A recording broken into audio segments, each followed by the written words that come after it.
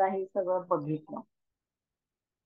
आता तुम्हाला MA योगासाठी म्हणून संशोधन जे करायचे ते योग संशोधन करायचे.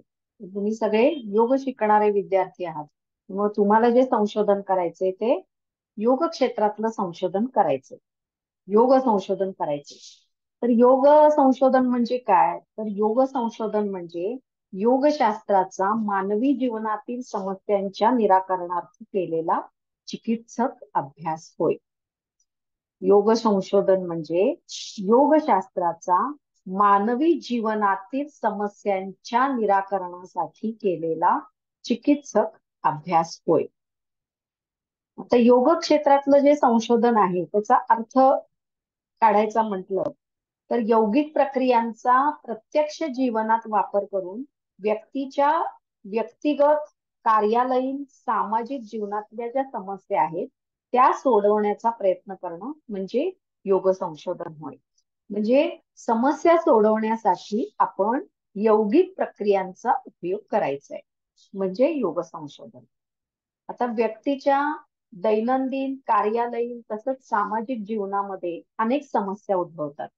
त्या शारीरिक असतात, मानसिक असतात, बौद्धिक असतात. तर या समस्या सोडवण्यासाठी वेगवेगळ्या यौगिक प्रक्रियांचा अवलंब करून वैज्ञानिक पद्धतीनं निष्कर्ष काढणं म्हणजे योग संशोधन होय.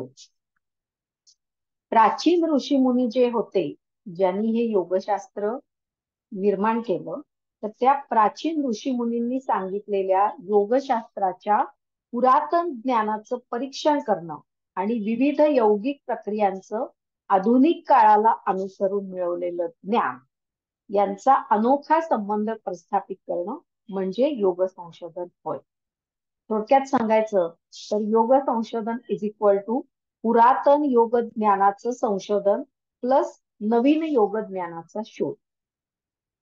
पुरातन योग ज्ञानाचं संशोधन आणि नवीन योग ज्ञानाचा शोध म्हणजे योग संशोधन होय. आता योग क्षेत्रातल्या संशोधनाची उदाहरणं आहेत का? योग क्षेत्रामध्ये संशोधनं झाली आहेत का? तर झालेली आहेत. खूप संशोधन संशोधनामध्ये योगामध्ये खूप संशोधन झालेलं आहे आणि अजूनही अनेक ठिकाणी योगामध्ये संशोधनही चालू आहे. आता त्यातली काही उदाहरणं आपण बघूया. तर योग क्षेत्रातील संशोधनाची उदाहरणं. तर आज पावेतो योग क्षेत्रामध्ये अनेक संशोधनं झालेली आहेत आणि त्यातली काही आपण जर बघायची म्हणलं तर कैवल्यधाम लोणावळा. आता महाराष्ट्रामध्ये पुणे शहराजवळ लोणावळा नावाचं गाव आहे. तर तिथे कैवल्यधाम योग संशोधन संस्था आहे आणि या संशोधन केंद्रामध्ये कपालभाती या यौगिक प्रक्रियेवर मोठ्या प्रमाणावर संशोधन झालेलं आहे आणि वेळोवेळी त्यांच्या योग मीमांसा या शोधपत्रिकेमध्ये ते संशोधन प्रकाशित सुद्धा झालेलं आहे. आता कपालभाती ही अत्यंत महत्वाची यौगिक प्रक्रिया मानली जाते आणि ती एक शुद्धिक्रिया पण आहे आणि एक प्रकारे श्वसन प्रक्रियेतला व्यायाम पण आहे. आणि हठयोग या ग्रंथामध्ये कपालभातीचं अतिशय विस्तृतपणे वर्णन केलेलं आहे.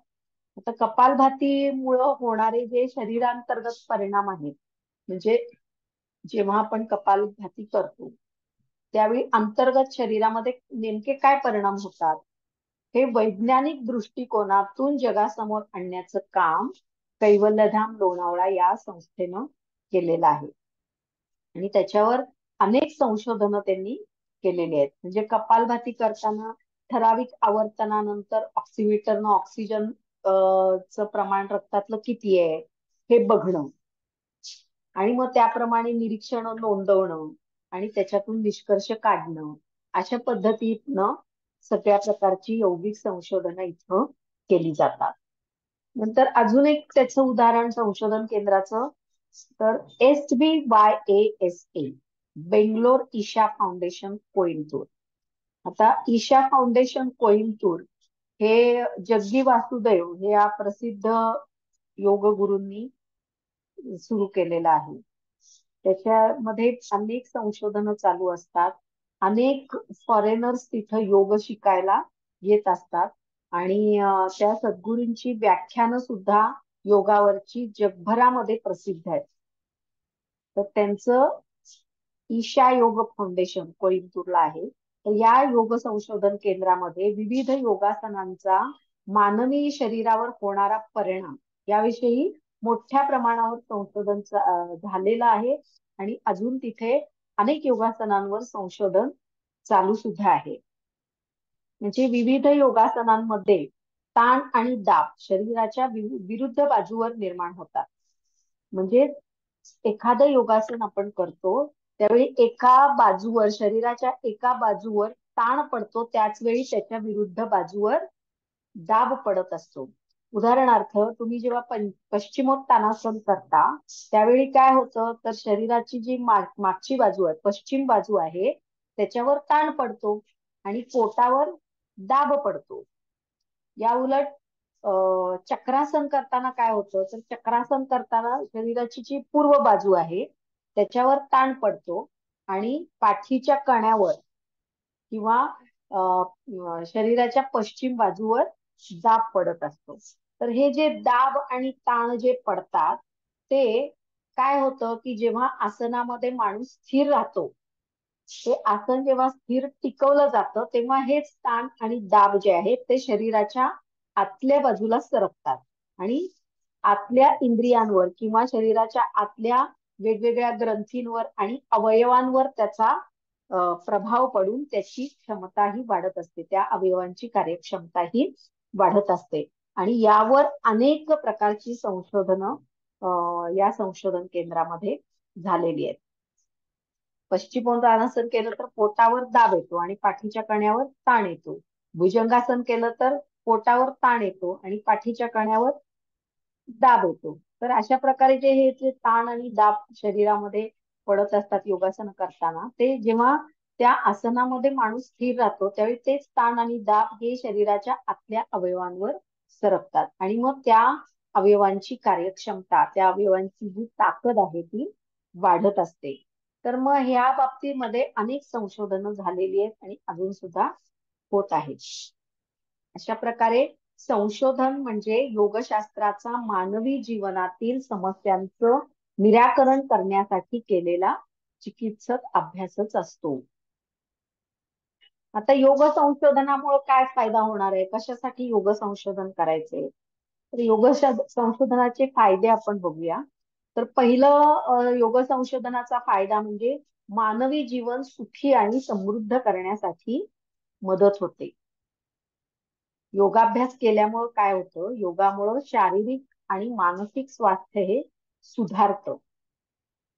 त्याच्यातून आत्मिक आनंद सुद्धा मिळतो आणि त्यामुळं मानवी जीवन हे सुखी आणि समृद्ध व्हायला मदत होते.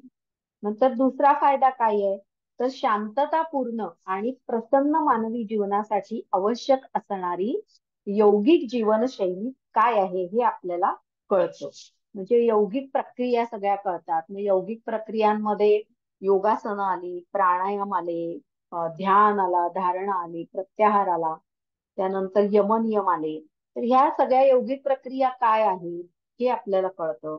आहार विहार कसा करायला पाहिजे ते कळतं.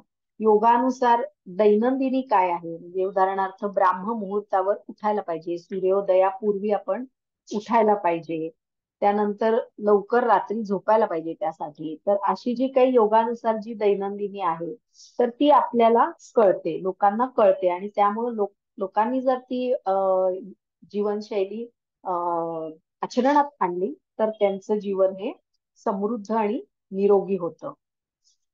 नंतर यौगिक प्रक्रियांचं वैज्ञानिक पद्धतीनं परीक्षण करणं म्हणजे आपण ग्रंथामध्ये लिहिलेलं आहे की नियमित कपालभाती केल्याने रक्तदाब नियंत्रित राहतो किंवा प्राणायाम केल्यामुळे आपले जे फुफ्फुसांचे आजार आहेत ते बरे होतात किंवा नियमित तुम्ही प्राणायाम केलं आणि योगासनं केली तर तुमची शुगर नॉर्मल राहते किंवा वजन वाढत नाही, वजनावर नियंत्रण राहतं किंवा वजन कमी होतं. तर हे सगळं आपण वैज्ञानिक पद्धतीनं तपासू शकतो प्रत्यक्ष प्रयोग करून. नंतर चौथा फायदा म्हणजे काय, तर ज्ञानाची पातळी वाढते. म्हणजे ऋषीमुनींनी जे ग्रंथामध्ये, योग ग्रंथांमध्ये जे ज्ञान लिहून ठेवलेलं आहे ते त्यांनी अनुभव घेऊन मगच लिहिलेलं आहे. परंतु ते आता त्याला आता खूप वर्ष होऊन गेलेली आहेत आणि आता आधुनिक काळानुसार वैज्ञानिक पद्धतीनं तेच ज्ञान आपल्याला प्रत्यक्ष सिद्ध करता येऊ शकतं. कारण प्रत्यक्ष प्रयोगाद्वारे सिद्ध करून दाखवल्याशिवाय आपल्यावर कोणी विश्वास ठेवणार नाही. केवळ पुस्तकात असं लिहिलंय म्हणून तुम्ही विश्वास ठेवा असं म्हणलं तर कोणी विश्वास ठेवत नाही. म्हणून आपण ते प्रयोगाद्वारे वैज्ञानिक पद्धतीनं सिद्ध करणं हे आवश्यक आहे. नंतर विविध यौगिक प्रक्रियांचा उपचारात्मक उपयोग कसा करावा हे सुद्धा आपल्याला कळतं. म्हणजे आता जर काही मानसिक समस्या असतील, मनोरुग्ण असतील, तर त्या मनोरुग्णांना आपण प्राणायाम शिकवला, भ्रामरी प्राणायाम शिकवला किंवा चंद्रनाडी प्राणायाम शिकवला, अनुलोम विलोम प्राणायाम शिकवला किंवा योग निद्रा शिकवली आणि त्यांच्याकडनं करून घेतली, तर उपचार म्हणून त्याचा उपयोग होतो. म्हणजे त्यांचे आजार त्यामुळं बरे होतात. किंवा काही मूत्र समस्या असतील, म्हणजे मूत्रावर नियंत्रण राहत नसेल, तर त्याच्यासाठी महामुद्रा सांगितलेली आहे. तर प्रत्यक्ष महामुद्रा करून ते खरं आहे का नाही हे आपण प्रत्यक्षपणे तपासून बघू शकतो आणि त्याचा उपचार म्हणून सुद्धा वापर करू शकतो. किंवा एखाद्याचं वजन जर जास्त वाढलं असेल तर वजन कमी करण्यासाठी आपण सूर्य नमस्काराचा उपचार म्हणून सुद्धा वापर करू शकतो. तर असे हे योग संशोधनाचे फायदे आपल्याला मिळू शकतात. आता योग संशोधनाचं स्वरूप काय आहे? कशा पद्धतीनं हे योग संशोधन करायला पाहिजे तर ते बघू आपण. तर योगशास्त्र जे आहे ते शांततापूर्ण आणि प्रसन्न जीवन जगण्याची एक कला आहे. योग शिक्षण किंवा योगशास्त्र जे आहे ती एक चांगलं जीवन जगण्याची एक जीवनशैली आहे, ती एक कला आहे. आजचं जे आधुनिक युग आहे तर या आधुनिक काळामध्ये काय झालेलं आहे तर मनुष्याचं जीवन हे खूप धकाधकीचं झालेलं आहे, तणावग्रस्त झालेलं आहे. त्याच्यामध्ये खूप तणाव आहे, स्पर्धा आहे आणि त्याच्यामुळं ते अस्थिर झालेलं आहे. त्याच्यामध्ये स्थिरता नाहीये किंवा शांतता नाहीये. त्याची मुख्य 3 कारणं म्हणजे काय? एक म्हणजे चुकीची जीवनशैली, म्हणजे अवेळी झोपणं. आजकाल तर खूप वेळ रात्री जागून जागून लोक मोबाईल बघत बसतात, युट्यूबवर बघत बसतात, इंस्टाग्राम, फेसबुक याच्यामध्ये लोक इतका वेळ घालवतात की ते मग त्यामुळं वेळेमध्ये झोपत नाहीत आणि मग वेळेत न झोपल्यामुळं, अवेळी झोपल्यामुळं ते ब्रह्ममुहूर्तावर सूर्योदयापूर्वी उठू पण शकत नाहीत. मग त्यामुळं अवेळी झोपणं, अवेळी जेवणं, अशा प्रकारची नको ते पदार्थ खाणं, पुन्हा पुन्हा एकावर एक पदार्थ खात राहणं, तर अशा प्रकारची जी चुकीची जीवनशैली आता लोक अनुकरण करतायत, तर त्याच्यामुळं मनुष्याचं जीवन हे तणावग्रस्त किंवा रोगी झालेलं आहे. नंतर जमीन, हवा, पाणी यांचं मोठ्या प्रमाणावर प्रदूषण झालेलं आहे.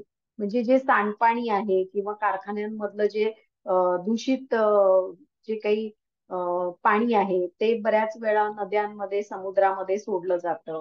नंतर जे काही धूळ वगैरे वाहनांमधून बाहेर पडतो, कारखान्यांमधून बाहेर पडतो, तो सगळा हवेमध्ये मिसळतो. त्यामुळे हवा प्रदूषित झालेली आहे, पाणी प्रदूषित झालेलं आहे, जमीन पण प्रदूषित झालेली आहे. रासायनिक खतांचा वापर केला जातो, विषारी जंतुनाशकांचा अति वापर केला जातो पिकांवर. त्यामुळं जमीन, हवा, पाणी हे सगळंच फार मोठ्या प्रमाणावर प्रदूषित झालेलं आहे.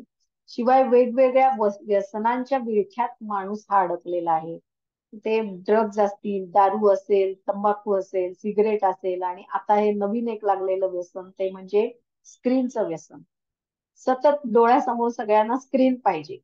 म्हणजे स्क्रीन शिवाय जेवण करताना सुद्धा समोर टीव्ही चालू असतो किंवा मोबाईल चालू असतो किंवा काही वेळा लोक टीव्ही बघता बघता मोबाईल पण बघत असतात. म्हणजे टीव्ही पण बघायचा, मोबाईल मध्ये पण बघायचं.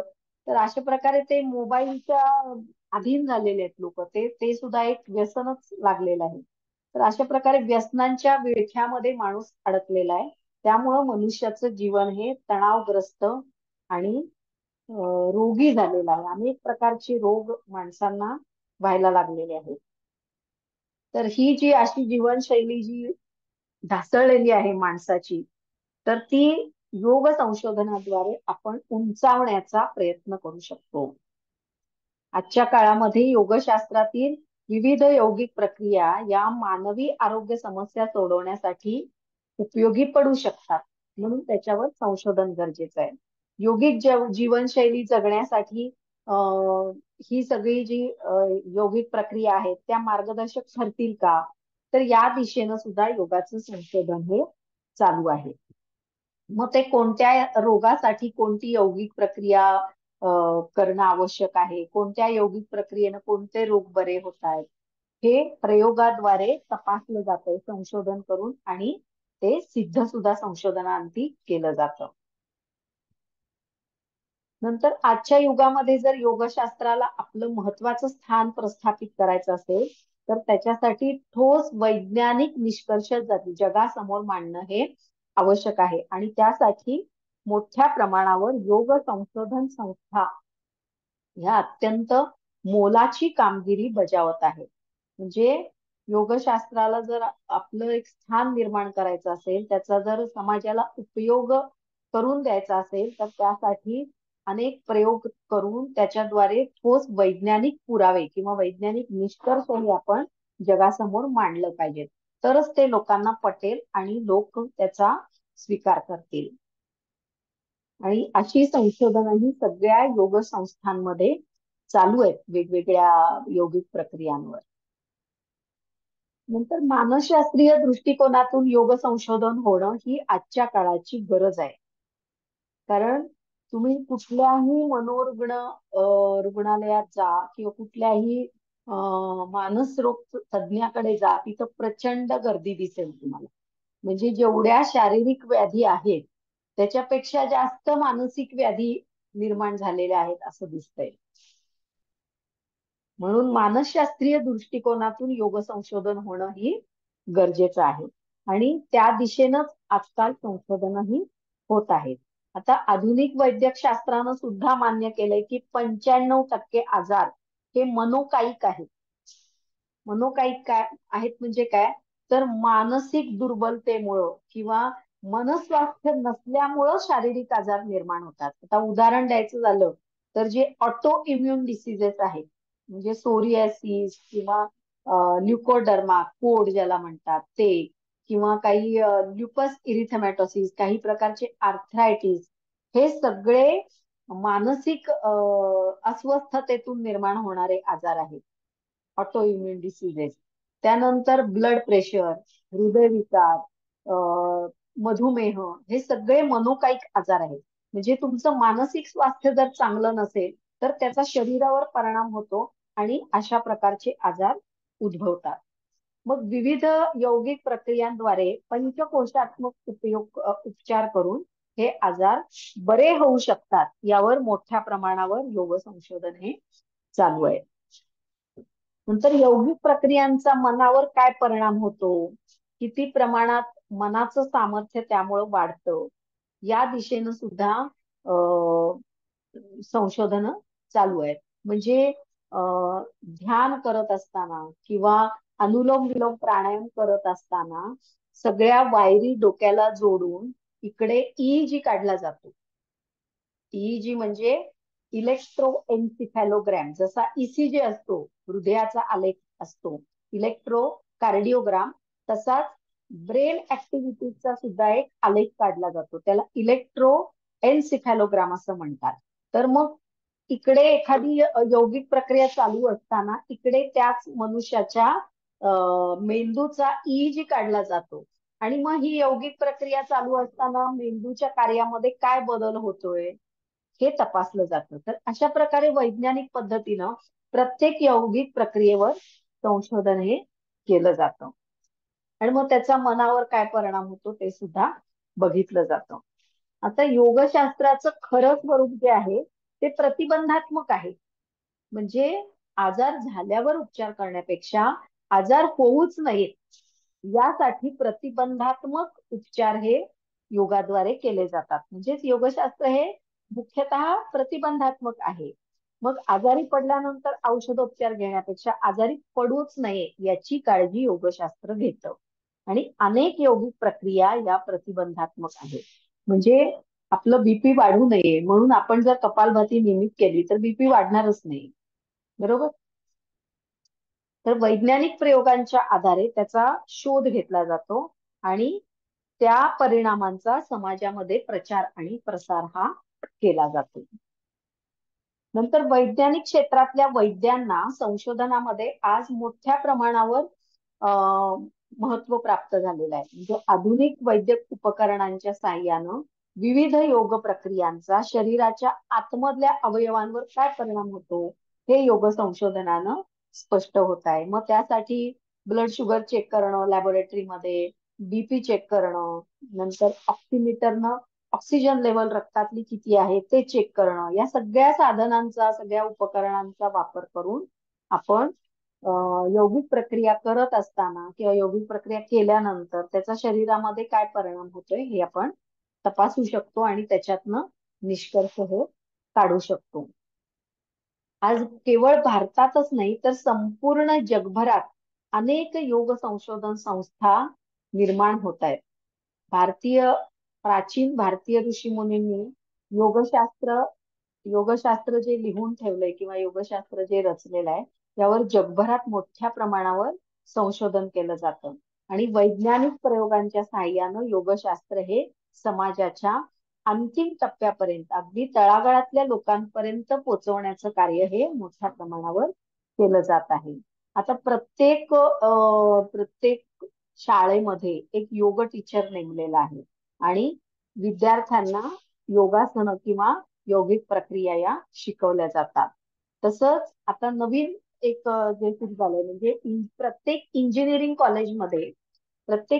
कॉलेजमध्ये फर्स्ट इयरला योगशास्त्र हा विषय आहे आणि मग त्यामध्ये सगळे जे काही बेसिक योगासनं, सूर्यनमस्कार, सूक्ष्म व्यायाम, त्यानंतर प्राणायाम, योगासनं हे सगळं शिकवलं जातं आणि त्याची परीक्षा सुद्धा असते. गेले 2-3 वर्ष इथल्या इंजिनिअरिंग कॉलेजमध्ये मीच एक्झामिनर म्हणून जातेय. त्यामुळं त्याचा किती मुलांना फायदा होतोय हे सुद्धा मी बघतेय. तर अशा प्रकारे हे योग संशोधनाचं स्वरूप असतं. आता योग संशोधनाचं महत्व काय आहे किंवा योग संशोधनाचा उद्देश काय आहे ते आपण बघू. तर योगशास्त्र हे खूप वर्षांपासून म्हणजे खूप प्राचीन काळापासून महत्वाचं मानलं जाणारं एक शास्त्र आहे किंवा एक महत्वाची ज्ञान शाखा आहे.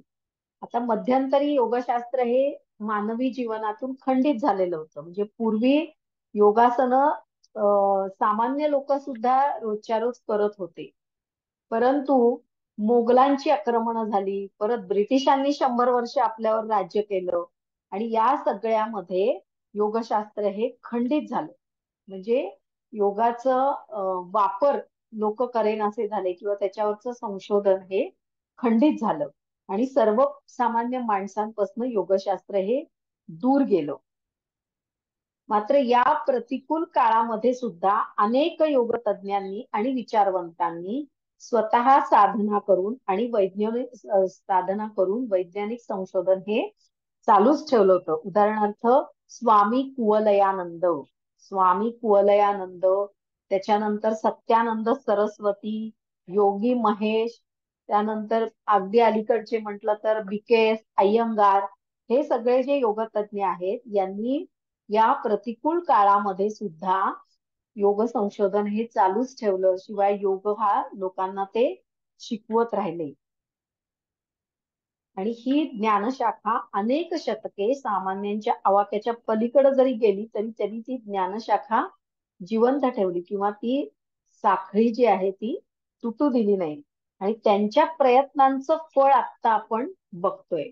म्हणजे भारतात आणि भारताबाहेर सुद्धा योगाला खूप मान्यता, प्रसिद्धी आणि महत्व प्राप्त झाले ते या लोकांमुळे की ज्यांनी स्वतः साधना केली, योग प्रशिक्षण केंद्र ठिकठिकाणी सुरू केली, ते आपल्या शिष्यांद्वारे ते ज्ञान पुढच्या पिढ्यांना देत राहिले. आता विशेषतः गेल्या 10 वर्षात सर्वसामान्य माणसं ही योगाकडं जास्त आकर्षित झालेली दिसतात. कारण नवीन नवीन साथी सारख्याच येत आहेत. स्वाईन फ्लू झालं, डेंग्यू झालं, त्याच्यानंतर अलीकडं हे कोविड आजार आला. म्हणजे सारख्या नवीन नवीन साथी येतात. म्हणजे एखादा आजार आला की त्याच्यावर औषध शोधून काढलं जातं, परंतु काही दिवसांनी पुन्हा नवीन आजार येतो, त्याच्यावर औषध शोधून काढलं जातं, काही दिवसांनी पुन्हा नवीन आजार येतो. मग असं प्रत्येक रोगावर किती औषधं आपण शोधून काढणार आहेत, आणि ते औषधाचा शोध लागेपर्यंत किती माणसं मरतात मधल्या काळात. तर ते टाळण्यासाठी म्हणून काय करायला पाहिजे, तर आपण आपली शारीरिक प्रतिकार शक्ती जी आहे ती वाढवणं आवश्यक आहे. जर आपली प्रतिकार शक्ती चांगली असेल तर किती जरी साथी आल्या तरी आपण त्याला बळी पडणार नाही. मग ही जर आपली शारीरिक आणि मानसिक ताकद जर वाढवायची असेल तर त्याच्यासाठी योगाशिवाय दुसरा काही पर्याय नाहीये. आणि हे आता लोकांना पटलेलं आहे आणि त्यामुळंच ते योगशास्त्राकडं आकर्षित होत आहेत. आता नुकतीच एक आकडेवारी प्रसिद्ध झाली आहे, तर त्या आकडेवारीनुसार 20.4 मिलियन अमेरिकन्स 20.4 मिलियन अमेरिकन्स रोज योगासनं करतात, आणि 104 मिलियन अमेरिकन योग करण्यासाठी किंवा नव्यानं शिकण्यासाठी अजून इच्छुक आहेत. अमेरिकेतले जे एअरपोर्ट आहेत, अमेरिकेतल्या 5 एअरपोर्ट्सवर योग करण्यासाठी म्हणून स्वतंत्र कक्षेची निर्मिती केलेली आहे, किंवा एक स्वतंत्र रूम त्याच्यासाठी त्यांनी ठेवलेली आहे, की एअरपोर्टवर जर खूप वेळ थांबायची वेळ आली आणि जर तुम्हाला योगासनं करायची असतील त्या वेळेमध्ये, तर त्यासाठी त्यांनी स्वतंत्र रूमची निर्मिती केलेली आहे. अशा प्रकारे जगातल्या सगळ्याच लोकांना योगाचं महत्व हे पटलेलं आहे.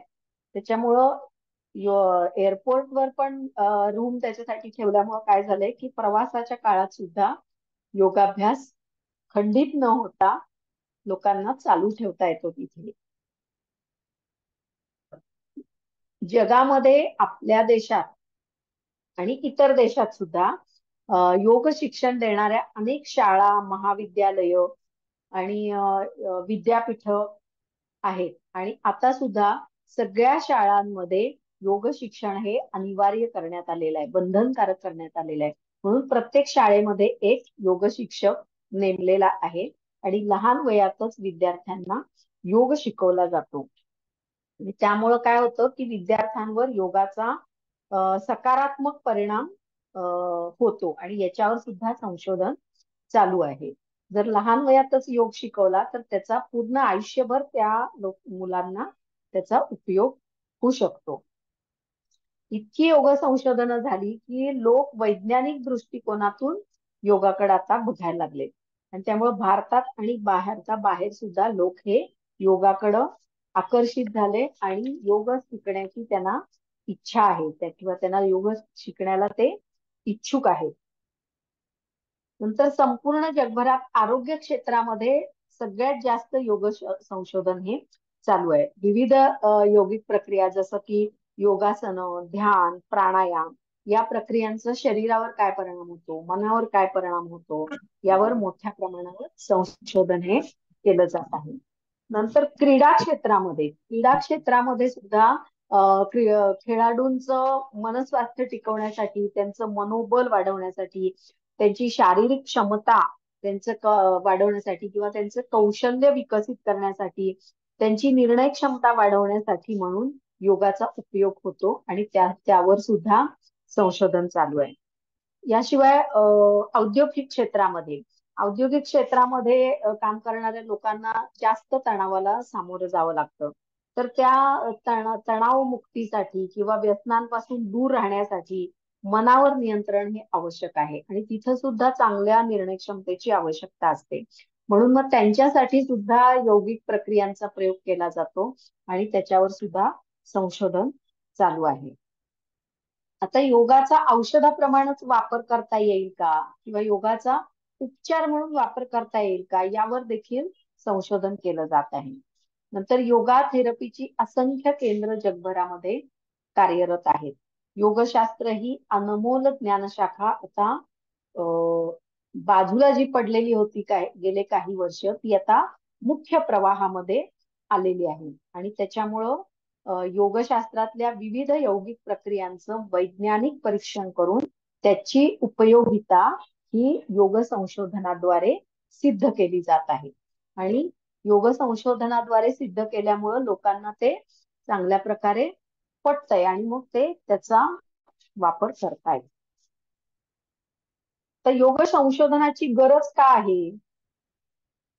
काय आता आपल्या सगळे एवढे ग्रंथ आहेत त्यात संशोधन करून म्हणजे अनुभवानेच ते सगळ्या ऋषीमुनींनी लिहिलेलं आहे ना. मग ते आपण जसंच्या तसं अंगीकारलं पाहिजे. त्याच्यासाठी पुन्हा संशोधन करण्याची काय गरज आहे? योग संशोधनाची गरज आधुनिक काळामध्ये जास्त निर्माण झाली आहे. कारण हे जे युग आहे आपलं ते वैज्ञानिक युग आहे. त्यामुळे वैज्ञानिक पातळीवर कुठलीही गोष्ट सिद्ध झाल्याशिवाय कोणीही ते स्वीकारत नाही. आता योग हा हजारो वर्षांपासून आपल्या संस्कृतीचा एक अविभाज्य घटक आहे. योग हा आपल्या संस्कृतीचा एक अविभाज्य घटक आहे. परंतु योगशास्त्र हे आता फक्त भारतापुरतच मर्यादित राहिलेलं नाहीये. संपूर्ण जगभरामध्ये योगशास्त्राचं महत्व हे स्वीकारलं जात आहे. म्हणून योगामधल्या संशोधनाची गरज आहे. आणि त्याची कारणं काय आहेत ती आपण बघू. तर पहिलं जे कारण आहे ते म्हणजे संशोधनाद्वारे ठोस वैज्ञानिक पुरावे तयार करून यौगिक प्रक्रियांचा उपचार म्हणून स्वीकार करण्यासाठी. म्हणजे जर यौगिक प्रक्रियांचा उपचार म्हणून स्वीकार जर करायचा असेल तर त्याच्यासाठी ठोस वैज्ञानिक पुरावे पाहिजेत. म्हणजेच त्याच्यावर प्रायोगिक संशोधन झालं पाहिजे आणि मग त्याच्यातून वैज्ञानिक पद्धतीनं निष्कर्ष काढले गेले पाहिजेत. तरच ते स्वीकारलं जाईल उपचार म्हणून. नंतर जगभरातील सर्वसामान्य लोकांपर्यंत शास्त्रीय दृष्टिकोनातून योग पोहोचणं हे आवश्यक आहे. नंतर योगशास्त्रातल्या विविध यौगिक प्रक्रियांच्या उपयोगितेच्या दृष्टीनं त्याचं प्रामाणिकरण म्हणजे त्याचं स्टँडर्डायझेशन करणं गरजेचं आहे. आणि हे स्टँडर्डायझेशन करण्यासाठी संशोधन करण्याची गरज आहे. त्याच्यामुळं काय होईल? त्यामुळं शैक्षणिक क्षेत्रात योगाभ्यास हा अनिवार्य करता येईल.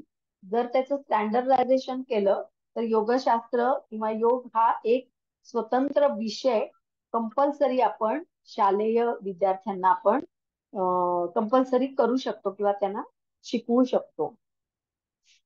नंतर विविध आजारांवर जर योगोपचार पद्धतीचं आधुनिक काळाला अनुसरून निश्चितीकरण करणं. विविध आजारावरचे योग उपचार आधुनिक काळाला अनुसरून त्याचं निश्चितीकरण करणं. म्हणजे या आजारांवर या यौगिक प्रक्रियाचा उपयोग होतो किंवा अमुक आजारावर अमुक यौगिक प्रक्रिया केल्या पाहिजेत असं एक निश्चितीकरण त्याचं करणं आवश्यक आहे. त्याच्यामुळं काय होईल तर आरोग्य क्षेत्रामध्ये योगोपचारांचा वापर प्रतिबंधक म्हणून पण करता येईल आणि उपचार म्हणून सुद्धा करता येईल.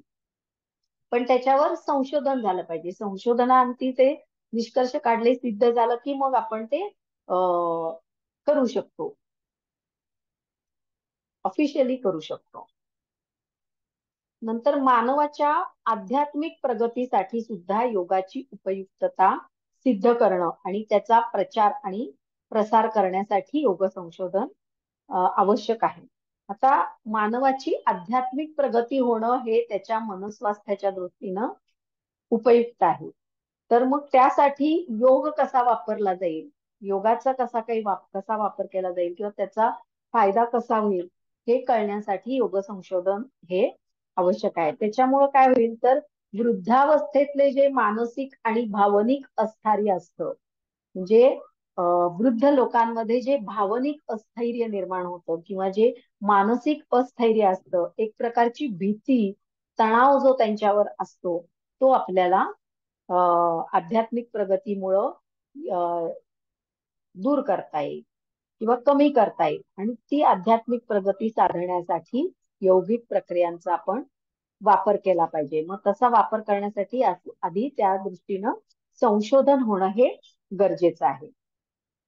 नंतर योग प्रशिक्षणाचं समाजातल्या विविध घटकांसाठी आराखडे तयार करणं आणि विविध सामाजिक संस्थांना ते राबवण्यासाठी प्रोत्साहन देणं यासाठी सुद्धा संशोधन महत्वाचं आहे. आता जर आपण समाजातल्या विविध घटकांसाठी जर योगाभ्यासाचे आराखडे किंवा एक प्लॅन जर तयार केला, तर त्यामुळं काय होईल, तर यौगिक प्रक्रियांचे होणारे परिणाम आपल्याला प्रत्यक्षात सिद्ध करता येतील आणि म्हणून योग संशोधनाची गरज आहे. कळलं कशासाठी योग संशोधन करायचं? अशा प्रकारे आधुनिक काळात वैज्ञानिक दृष्टिकोनातून योगशास्त्राचा प्रचार आणि प्रसार मोठ्या प्रमाणावर होण्यासाठी आणि जगभरातील सामान्य लोकांना त्याचा फायदा होण्यासाठी योग संशोधनाची गरज आहे. आता पुढचा जो टॉपिक आहे तो योग संशोधनाची व्याप्ती. म्हणजे योग संशोधनाची व्याप्ती किती मोठी आहे, त्याच्यात काय काय वाव आहे, किंवा योग संशोधनामध्ये कोणकोणत्या गोष्टींना स्कोप आहे, योग संशोधनाला स्कोप किती आहे, तर ते आपण बघूया. तर वेगवेगळ्या क्षेत्रांमध्ये योग संशोधनाची व्याप्ती ही मोठी आहे. आता पहिलं आपण घेऊ शैक्षणिक क्षेत्र. आता शैक्षणिक क्षेत्र जर घेतलं तर विविध यौगिक प्रक्रियांद्वारे विद्यार्थ्यांच्या शारीरिक, मानसिक, बौद्धिक आणि आध्यात्मिक क्षमतेवर काय परिणाम होतात हे आपण बघू शकतो. तसंच विद्यार्थ्यांच्या अध्ययन कौशल्यामध्ये आणि व्यक्तिमत्व विकासामध्ये यौगिक प्रक्रियांमुळे कशी वाढ होते याचं वैज्ञानिक दृष्टिकोनातून मोठ्या प्रमाणावर संशोधन चालू आहे. आता याचं एक उदाहरण म्हणजे आपण शाळेत गेल्यानंतर शाळेत पहिल्यांदा काय केलं जातं, लगेच काय आपले लेक्चर चालू होत नाही किंवा लगेच शिकवायला सुरुवात केली जात नाही. पहिल्यांदा काय असतं, तर प्रार्थना असते. आता प्रार्थना मुलांकडनं म्हणून घेणं, त्यासाठी एका जागी त्यांनी स्थिर उभं राहणं, ते प्रार्थना म्हणण्यासाठी एक जे कॉन्सन्ट्रेशन लागतं ते कॉन्सन्ट्रेशन साधणं, हे सगळं काय आहे, हा योगाचाच भाग आहे ना. ही पण एक प्रार्थना करणं ही सुद्धा एक यौगिक प्रक्रियाच आहे आणि ती कित्येक वर्षांपासून आपण या शैक्षणिक क्षेत्रामध्ये आपण करत आलेलो आहोत. तर इतर ज्या अनेक यौगिक प्रक्रिया आहेत त्यांचा कसा वापर केला जाऊ शकेल विद्यार्थ्यांच्या व्यक्तिमत्व विकासासाठी किंवा त्यांच्या बौद्धिक विकासासाठी कसा उपयोग केला जाईल, यासाठी योगामध्ये संशोधन हे चालू आहे. म्हणजे लहान वयातच जर यमनियमांचं पालन करण्याचं महत्व जर आपण मुलांना पटवून दिलं तर भविष्यात सुसंस्कृत नागरिक तयार होतील आणि पर्यायानं सुसंस्कृत समाज निर्माण होईल, गुन्हेगारीचं प्रमाण कमी होईल आणि यावर सुद्धा संशोधन आपण करू शकतो. त्यामुळे शैक्षणिक क्षेत्रात संशोधनाला खूप वाव आहे. म्हणजे विद्यार्थ्यांचं अध्ययन कौशल्य वाढवणं किंवा विद्यार्थ्यांची एकाग्रता, स्मरणशक्ती वाढवणं, यासाठी कसा उपयोग करता येईल यौगिक प्रक्रियांचा, याच्यावर आपण संशोधन करू शकतो. त्यानंतर पालक आणि शिक्षक यांच्यातले संबंध सुधारण्यासाठी सुद्धा शिक्षकांवर सुद्धा यौगिक प्रक्रियांचा वापर आपण करू शकतो किंवा त्यावर संशोधन करू शकतो. बऱ्याच वेळा म्हणजे एखादा शिक्षकाची जर सहनशक्ती कमी असेल किंवा त्याच्यात जर पेशन्स कमी असेल तर तो काय करतो, एकदम इतके विद्यार्थी सांभाळताना त्याची मग चिडचिड होते, त्याच्यावर ताण येतो आणि त्या तणावामुळे तो अनेक आजारांना बळी पडतो किंवा त्या तणावाचा परिणाम विद्यार्थ्यांवर सुद्धा होऊ शकतो. म्हणून शिक्षकांचं मानसिक सामर्थ्य वाढवण्यासाठी किंवा शिक्षकांचं मानसिक स्थैर्य टिकवण्यासाठी सुद्धा आपण योग संशोधन करू शकतो. त्यानंतर आरोग्य क्षेत्र. आरोग्य क्षेत्रामध्ये तर यौगिक प्रक्रियांना म्हणजे योग संशोधनाला खूपच जास्त वाव आहे. कारण प्रत्येक माणसामध्ये स्वतःला बरं करण्यासाठी एक सुप्त शक्ती दडलेली असते. म्हणजे स्वतःला बरं करण्याची जी सुप्त शक्ती आहे त्यालाच आपण एक प्रकारची रोगप्रतिकार शक्ती असं म्हणतो. तर ही जी रोगप्रतिकार शक्ती आहे ती यौगिक प्रक्रियांद्वारे कशी जागृत केली जाऊ शकते किंवा कशी वाढवली जाऊ शकते, यावर आपण संशोधन करू शकतो. आणि जर संशोधन या दिशेनं जर झालं तर यौगिक प्रक्रियांचा उपचारात्मक उपयोग हा मोठ्या प्रमाणावर आपल्याला करता येईल आणि त्यामुळं काय होईल तर औषधांच्या दुष्परिणामांपासून माणसाचं रक्षण होईल. आज आपल्याला अनेक औषधं खावी लागतात आजार आपला बरा करण्यासाठी म्हणून. आजार तर बरा होतो, पण नंतर त्याचे जे दुष्परिणाम आहेत किंवा त्याचे जे साईड इफेक्ट आहेत ते आपल्याला भोगावे लागतात. पण आजारच जर झाले नाहीत, आपण आपलीच प्रतिकारशक्ती जर वाढवली, आजारच झाले नाहीत, तर औषधं घेण्याचं प्रमाण कमी होईल आणि त्याचे दुष्परिणाम सुद्धा कमी होतील. यासाठी शासनाचं विविध संस्थांचं पाठबळ आपल्याला मिळणं आवश्यक आहे. म्हणजे विविध ठिकाणी योग संशोधन केंद्र हे स्थापन केलं पाहिजे. रुग्णालयांमध्ये योग उपचारक नेमून विविध रोगांवर संबंधित यौगिक प्रक्रिया आपल्याला करता येतील आणि यातही संशोधनाला खूप मोठा वाव आहे. मनोरुग्णांवर सुद्धा आपण प्राणायामाचा वापर करून किंवा काही योगासनांचा वापर करून प्रयोग करून आपण मनोरुग्णांचे सुद्धा अनेक त्रास आपण किंवा अनेक आजार आपण बरे करू शकतो. यावर सुद्धा आपण संशोधन करण्याला खूप मोठा वाव आहे. नंतर तिसरं जे क्षेत्र आहे ते म्हणजे रोजगार संधी. तर रोजगार संधी उपलब्ध जर करायच्या असतील योग संशोधनाद्वारे, तर त्यात सुद्धा योग संशोधनाला खूप वाव आहे. जर योगाचं शास्त्रशुद्ध शिक्षण घेतलं तर अत्यंत सन्मानानं वित्त कमावण्याची संधी आपल्याला उपलब्ध होते आणि दुसऱ्याचं जीवन सुधारण्याचं एक समाधान सुद्धा आपल्याला यातून मिळू शकतं. आता अनेक शाळांमध्ये, संस्थांमध्ये योग प्रशिक्षकांची आवश्यकता असते आणि त्याप्रमाणे त्यांना मानधन सुद्धा दिलं जातं. त्यामुळे तुम्ही जर योग प्रशिक्षक झालात तर तुम्हाला रोजगाराची संधी उपलब्ध होऊ शकते. नंतर व्यक्ती आपलं स्वतःच योग प्रशिक्षण केंद्र सुद्धा काढू शकतो आणि त्याद्वारे पैसे कमवू शकतो. म्हणजे आज आता तुम्ही बघा अनेक ठिकाणी सगळे जिम्स मध्ये वगैरे सुद्धा किंवा अनेक खाजगी योगाचे क्लासेस हे चालवले जातात आणि त्यातून रोजगार संधी आपल्याला उपलब्ध होते.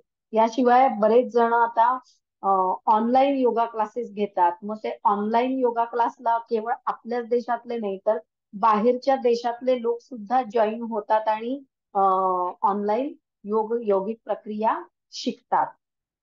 तर अशा प्रकारे ऑनलाईन तुम्ही प्रशिक्षण देऊन सुद्धा त्याच्यातून रोजगाराची संधी ही उपलब्ध होऊ शकते. याशिवाय प्राथमिक आरोग्य केंद्र, प्रसूतीगृह, रुग्णालय इथे योग उपचारकांची गरज आहे. नंतर health centre, gym, wellness centre इथं योग प्रशिक्षकांची गरज आहे. नंतर शाळा महाविद्यालयांमध्ये सुद्धा योग शिक्षकांची गरज आहे किंवा जी योग महाविद्यालय आहेत म्हणजे आता तुम्ही पण एका योग महाविद्यालयामध्ये शिकत आहात तर अशी जी योग महाविद्यालय आहेत तिथं प्राध्यापकांची गरज आहे. तर त्यातूनही रोजगार संधी आपल्याला उपलब्ध होऊ शकतात. तसंच अनेक योग संशोधन केंद्रांमध्ये योगा रिसर्चरची गरज असते म्हणजे योग संशोधकांची गरज असते. तर अशा ठिकाणी संशोधक म्हणून सुद्धा तुम्ही काम करू शकता आणि रोजगार मिळवू शकता. नंतर योग साधनांचे उत्पादन. योग साधनांचं उत्पादन करण्यामध्ये सुद्धा संशोधनाला वाव आहे. म्हणजे योगाशी निगडीत जी काही विविध साधनं असतात ती निर्माण करणं हे देखील रोजगाराचं क्षेत्र ठरू शकतं. उदाहरणार्थ योगाची खुर्ची, योगाची सतरंजी किंवा योगा मॅट आपण ज्याला म्हणतो ते योगा मॅट. नंतर विविध शुद्धिक्रियांची साधनं म्हणजे मग ते बस्तीसाठी तो कॅन असेल किंवा जलनेती करण्यासाठी ते एक तोटीचं पात्र मिळतं नेती पात्र तर ते. तर अशा प्रकारे विविध शुद्धिक्रियांची साधनं आपण निर्माण करू शकतो. त्यात सुद्धा संशोधनाला वाव आहे. मग वेगवेगळ्या प्रकारच्या पॅन्ट त्याच्यासाठी वापरलं जाणारं वेगवेगळ्या प्रकारचं फॅब्रिक किंवा त्याच्यामध्ये डिझाईन्स वेगवेगळे, कलर्स वेगळे वेगळे याबद्दल आपण उत्पादन करू शकतो किंवा वेगवेगळ्या प्रकारचे टी शर्ट्स. नंतर योगा मॅट, ते योगा मॅट ठेवण्यासाठी म्हणून एक सॅक असते ती सॅक या सगळ्याचं उत्पादन करण्यासाठी संशोधनाची गरज आहे. नंतर प्रॅक्टिससाठी बऱ्याच वेळा वेगवेगळ्या प्रकारचे बेल्ट वापरले जातात किंवा वेगवेगळ्या प्रकारचे एका ठराविक आकाराचे ठोकळे वापरले जातात. याच्यावर सुद्धा संशोधन करायला भरपूर वाव आहे. तर अशा प्रकारे आपण योग संशोधनाची व्याप्ती बघितली. त्यानंतर योग संशोधनामध्ये अनेक समस्या निर्माण होतात, अनेक अडचणी येतात. तर ते कोणकोणत्या अडचणी आहेत तर ते आपण बघूया. आता कोणतंही योग संशोधन हे शास्त्रीय संशोधनाद्वारे सर्व निकष पूर्ण करत आहे का याची खात्री करून घेतली पाहिजे. आणि मग त्या दृष्टिकोनातून संशोधन करताना काय अडचणी येतात ते आपण बघूया. नंतर पहिलं, आता एखादं योग संशोधन करायचं म्हणलं, त्या योगिक प्रक्रियेचा प्रयोग करायचा म्हणलं तर पहिली अडचण येते ते म्हणजे नमुन्याचा आकार. आता एका छोट्या आकाराच्या जर नमुन्यावर आपण प्रयोग केला तर ते संशोधन योग्य प्रकारे होणार नाही आणि त्याचे निष्कर्ष जे आहेत ते पूर्ण समूहाला लागू पडणार नाहीत. त्यामुळं नमुना हा संपूर्ण समूहाचं प्रतिनिधित्व करू शकत नाही. तसंच नमुन्याचा आकार अतिशय जर मोठा असेल तरी सुद्धा योग संशोधन करणं हे अतिशय किचकट होतं. म्हणूनच संपूर्ण समाजाचं प्रतिनिधित्व करणं आणि त्यासाठी योग्य असा नमुन्याचा आकार ठरवणं गरजेचं असतं. आणि तो आकार ठरवणं हे थोडंसं योग संशोधनामध्ये अडचणीचं होतं. कारण योगिक प्रयोग करण्यासाठी म्हणून जागा भरपूर लागते. त्यामुळे जेवढा नमुन्याचा आकार मोठा तेवढी मोठी जागा आपल्याला उपलब्ध करणं गरजेचं असतं. बऱ्याच वेळा जागेअभावी आपण नमुना कमी आकाराचा घेतो. म्हणजे 10च लोकांवर प्रयोग करणं किंवा 25 लोकांवरच प्रयोग करणं आणि मग तो लहान आकाराचा नमुना असला की तो संपूर्ण समूहाचं प्रतिनिधित्व करू शकत नाही आणि त्यामुळे निष्कर्ष चुकीचे निघू शकतात. म्हणून नमुन्याचा आकार ही एक पहिली अडचण यामध्ये येते. दुसरं म्हणजे प्लॅसिबो परिणाम. प्लॅसिबो परिणाम म्हणजे काय, तर निवडलेल्या नमुन्याला जर आधीच विश्वास असेल की मी निवडलेल्या योग प्रक्रियेनं मी बरा होणारच आहे, म्हणजे त्याच्या डोक्यात ते बसलेलंच असतं आधीपासूनच की हा कपालभाती केली म्हणजे माझं बीपी कमी येणारच आहे, ते स्थिर राहणारच आहे, हे आधीच त्याच्या डोक्यात फिक्स असेल ना तर कपालभाती त्यानं नियमित नाही केली ना तरी सुद्धा त्याचं बीपी नियंत्रणात हे राहतं. याला म्हणतात प्लॅसिबो परिणाम.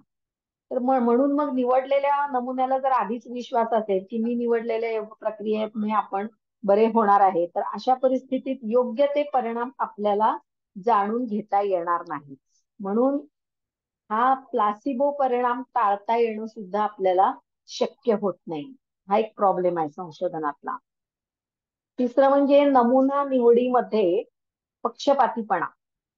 म्हणजे नमुना निवड ही शहरातील समस्त लोकांमधून केली गेली पाहिजे, परंतु नमुन्याची निवड जर एखाद्या योग केंद्रातून किंवा योग आश्रमातून किंवा योग संस्थेतून जर केली तर त्या नमुना निवडीमध्ये पक्षपातीपणा होतो. त्यामुळे योग्य संशोधनामध्ये अडचणी येऊ शकतात. म्हणजे समजा योग केंद्रामधून जर लोक निवडले तर त्यांना आधीच चांगली प्रॅक्टिस असते, ते चांगलं योगासनं करतच असतात, त्यांच्यावर त्याचा चांगला परिणाम झालेलाच असतो. त्यामुळे तुम्ही केलेल्या संशोधनातनं तो परिणाम आलेला आहे का, तो आधीचाच परिणाम आहे हे कसं कळणार. म्हणून पक्षपातीपणा नमुना निवडीमध्ये होऊ शकतो, तर तो ऍक्च्युली टाळता आला पाहिजे आपल्याला. नंतर चौथी जी अडचण आहे योग संशोधनातली ती म्हणजे उपचाराचा कालावधी. आता अचूक निष्कर्ष जर आपल्याला काढायचा असेल तर त्यासाठी दीर्घ कालावधी हा आवश्यक असतो. म्हणजे दीर्घकालीन प्रयोग करणं हे आवश्यक असतं. म्हणजे कमीत कमी 6 महिने तरी आपण तो प्रयोग हा चालू ठेवला पाहिजे. आता योग तज्ञांच्या मते यौगिक प्रक्रियांचा शारीरिक मानसिक परिणाम जर बघायचा असेल तर कमीत कमी 1 वर्ष तरी यौगिक प्रक्रियांचा सातत्यानं सराव करावा लागेल. म्हणून योग्य उपचारांचा कालावधी हा दीर्घ असणं ही एक अडचण आहे. कारण एवढ्या दीर्घ कालावधीसाठी आपण नमुना म्हणून निवडलेले जे लोक आहेत ते नियमितपणे येत राहणं अवघड आहे ना. 1 वर्ष, महिना 2 महिने लोक येऊ शकतात, पण पूर्ण 1 वर्ष तुम्ही नियमितपणे प्रयोगासाठी या म्हटलं तर ते जरा अडचणीचं ठरू शकतं. आणि त्यामुळं मग अपेक्षित असलेले जे निष्कर्ष आहेत ते लवकर आपल्याला मिळत नाहीत. त्यानंतर पाचवी जे प्रॉब्लेम आहे, पाचवा, तो म्हणजे उपचारामधलं सातत्य. आता योग संशोधनामध्ये निवडलेल्या यौगिक प्रक्रियेचा प्रयुक्तांकडून सातत्यानं अभ्यास करून घेणं हे आवश्यक असतं. त्याच्याशिवाय आपल्याला त्याचा योग्य तो परिणाम हा मिळणार नाही. त्यामुळं अचूक निष्कर्ष सुद्धा मिळणार नाही. म्हणून योगोपचारातलं सातत्य ही खूप महत्वाची अडचण असते. त्यामुळं सारखं लोकांना आपल्याला मोटिवेट करत राहावं लागतं की तुम्ही इथं रोज येणं किती आवश्यक आहे. त्याच्यासाठी सारखं मोटिवेट करणं, त्यांना कन्व्हिन्स करणं हे खूप करत राहावं लागतं आणि तो एक मोठा प्रॉब्लेम आहे. त्याशिवाय ज्या सूचना आपण दिलेल्या असतील त्या काटेकोरपणे लोक पाळतीलच असं नाही. नियमितपणे सर्व लोक योगाभ्यासाला येतीलच असंही नाही. घरी करतीलच याची शाश्वती नाही. त्यामुळं उपचारातलंच सातत्य जे आहे ते टिकून राहत नाही आणि त्यामुळं योग्य ते परिणाम आपल्याला अभ्यासता येत नाही. नंतर सगळ्यात शेवटचा म्हणजे सगळ्यात मोठा प्रॉब्लेम हा आहे की आध्यात्मिक परिणाम जे काही होतात, आपण यौगिक प्रक्रिया करून घेतोय आणि त्याचा जो काही आध्यात्मिक परिणाम जो होतो, तो आध्यात्मिक परिणाम त्याचं मापन कसं करायचं? त्याचं मापन आपण करू शकत नाही. म्हणून योगशास्त्राचं अंतिम ध्येय काय आहे तर मोक्ष. मोक्ष प्राप्ती हे अंतिम ध्येय योग साधनेचं असतं. परंतु योगाच्या प्रत्येक टप्प्यावर आध्यात्मिक प्रगती सुद्धा होत असते आणि दीर्घ योग साधनेनंतर जो साधक अगदी टोकाला पोचलेला असतो त्याच्या शरीरावर तर परिणाम झालेला असतोच, पण तो आपल्याला त्याचं मापन करता येत नाही. त्याच्या मनावर, आंतरिक जाणीवांवर योगाचा परिणाम होतो, पण आपण ते सिद्ध करू शकत नाही कारण ते आपल्याला त्याचं मापन करता येत नाही. आणि हे मोजण्यासाठी कुठलंही उपकरण नाहीये किंवा कुठलंही परिमाण नाहीये किंवा शास्त्रोक्त असं मापन तंत्र सुद्धा नाहीये आपल्याकडं की आध्यात्मिक प्रगती आपल्याला सिद्ध करता येईल. मग मनाची स्थिती मोजण्यासाठी कोणतंही साधन नाहीये आणि ही योग संशोधनातली खूप मोठी अडचण आहे. आणि या ठिकाणी शास्त्रीय दृष्ट्या आपण अजूनही कमी पडत आहोत. कारण का तर आपण मेंदूवर होणारे परिणाम बघू शकतो, शरीरावर होणारे परिणाम बघू शकतो, परंतु मनावर होणारे परिणाम आपण बघू शकत नाही किंवा त्याचं मापन करू शकत नाही. त्यामुळे ते आपण सिद्ध करू शकत नाही.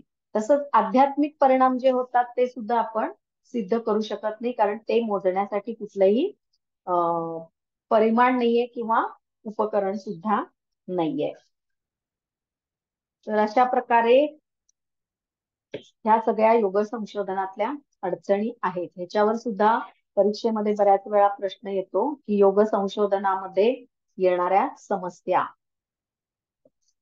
ठीक आहे, तर मला वाटतं इथं आपण थांबूया कारण पुढचा टॉपिक मोठा आहे, तो अर्धवट राहील. आता यात कुणाला काही शंका आहेत का? योग संशोधनातल्या अडचणी,